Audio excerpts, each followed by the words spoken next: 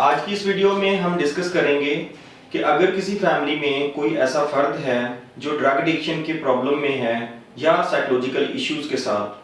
तो फैमिली को किस तरह से अपना रोल प्ले करना चाहिए ताकि वो अपने उस फर्द को एक सोसाइटी का अच्छा फर्द बना सकें।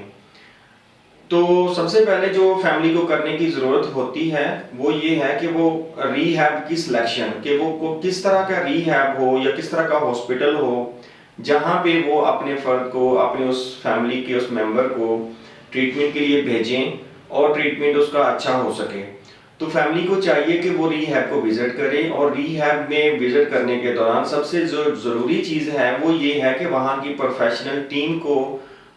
विजिट करें और प्रोफेशनल्स के साथ डिस्कस करें। अगर तो वो टीम आपको बेहतर डिजीज़ कॉन्सेप्ट देती है और बताती है कि किस तरह से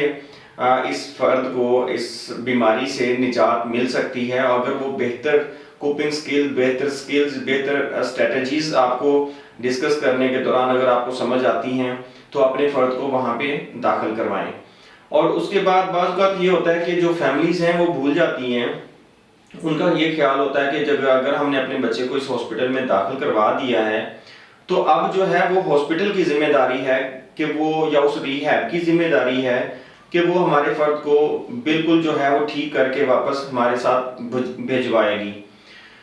देखिए ये बहुत बड़ी गलतफहमी होती है क्योंकि एडिक्शन का जो ट्रीटमेंट है या साइकोलॉजिकल इश्यूज का जो ट्रीटमेंट होता है उसमें मोस्टली बीमारियां ऐसी हैं जिसमें एक मॉडल यूज़ किया जाता है जिसमें बायोसाइकोसोशल मॉडल होता है। उसमें बायोलॉजिकली, साइकोलॉजिकली और सोशली उसको इलाज की ज़रूरत होती है। एडिक्शन भी एक ऐसी बीमारी है कि जिसमें इसको एक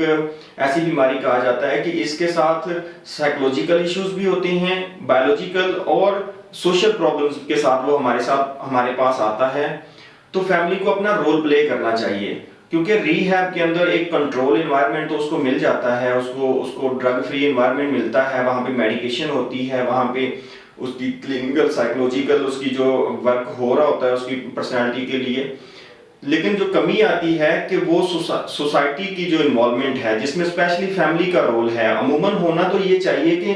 जिस सोसाइटी में वो रहता है वहाँ के जो लोग हैं, वहाँ के उसका जो दोस्त हैं, यहाँ के वहाँ पे जो कम्युनिटी लीडर्स हैं वो भी इन्वॉल्व हों इस ट्रीटमेंट के अंदर ताकि उसको एक जो स्टिग्माटाइजेशन उससे भी बचाया जा सके। क्योंकि ये भी प्रॉब्लम होता है कि वो वापस सोसाइटी में जाता है तो उसको बहुत ज़्यादा स्टिग्माटाइज किया जाता है। तो ये भी एक स्टिग्मा भी ख़त्म करने का ये एक ज़रिया है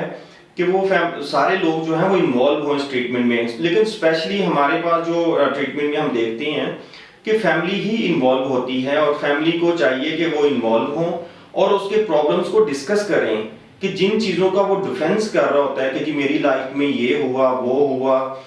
मैंने इस वजह से नशा करना शुरू किया, तो ये सारी चीज़ें डिस्कस करें उसके साथ। क्योंकि जैसे मैंने कहा कि रीहैब के अंदर इसको कंट्रोल एनवायरनमेंट मिलता है, medication free, drug free environment होता है, तो वो यहाँ पे तो उसकी ड्रग नहीं होती, वो 3 महीने 4 महीने का जो भी ड्यूरेशन होता है, टाइम ड्यूरेशन पेशेंट की कंडीशन के मुताबिक,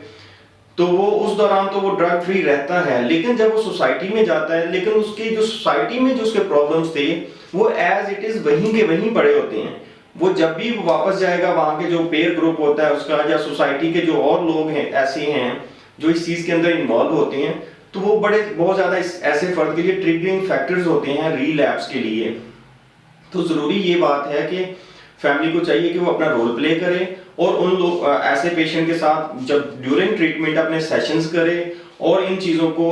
ख़त्म करने में अपना रोल प्ले करे ताकि वो उसको जब वापस आए तो वो उसको कोई स्टिग्मेटाइजेशन का सामना ना करना पड़े और वो बेहतर तरीके से वहाँ पे अपनी ज़िंदगी गुजार सके। तो मेरा ख्याल है कि फैमिली को अपना बहुत ज़्यादा